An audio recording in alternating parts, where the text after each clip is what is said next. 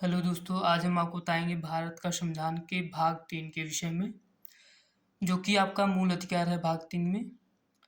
तो दोस्तों इसमें 12 से लेके 35 तक अनुच्छेद दिया गया है, जो कि आपका मूल अधिकार मूलतः अनुच्छेद 14 से लेके 32 तक दिया गया है।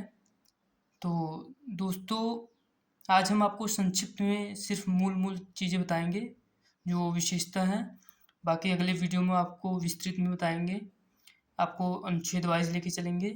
लेकिन आज हम आपको सिर्फ मूल अधिकार जो है, जो 6 अधिकार दिए गए हैं, सिर्फ उनकी विवेचना करेंगे। तो दोस्तों अनुच्छेद 12 में आपको राज्य की परिभाषा बताता है कि राज्य के अंतर्गत क्या क्या आएंगे। तो चलिए दोस्तों शुरू करते हैं। अनुच्छेद 12 राज्य की परिभाषा। तो राज्य के अंतर्गत भारत की सरकार और संसद तथा प्रत्येक राज्यों की सरकार और विधानमंडल भारत सरकार के अंतर्गत सभी स्थानीय प्राधिकार हैं। अर्थात जो राज्य की परिभाषा है उसमें आपका केंद्र सरकार, राज्य सरकार, राज्य के विधानमंडल, संसद, जो आपके सभी प्राधिकार हैं, जो अधिकार हैं, वो भारत सरकार के राज्य के अंदर आएंगे। भारत सरकार भी आपके राज्य के अंदर आएंगे। तो अनुच्छेद 13 जो है, ये अनुच्छेद 14 जो लिख दिए हम, ये अनुच्छेद 13 होगा।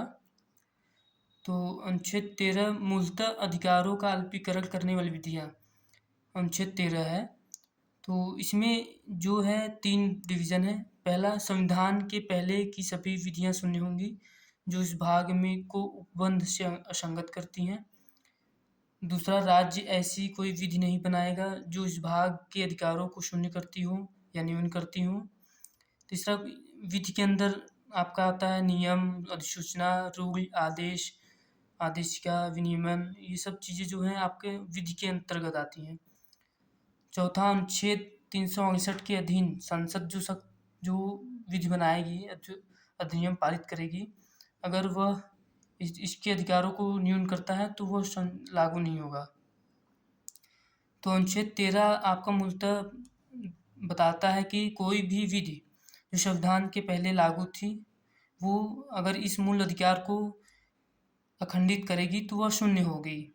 राज्य भी कोई ऐसा विधि नहीं बनाएगा जो इस मूल अधिकार को खंडित करे, शून्य करे, न्यून करे, ये भी शून्य होगा। कोई नियम जो संसद बनाता है 368 के अधीन, वह इस पर लागू नहीं होगा।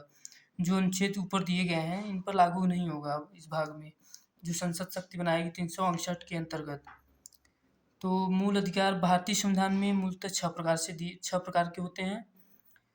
पहला, समता का अधिकार जो अनुच्छेद 14 से 18 तक दिया गया है।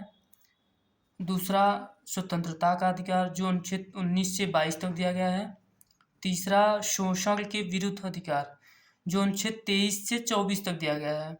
चौथा, धर्म की स्वतंत्रता का अधिकार जो अनुच्छेद 25 से 28 तक है।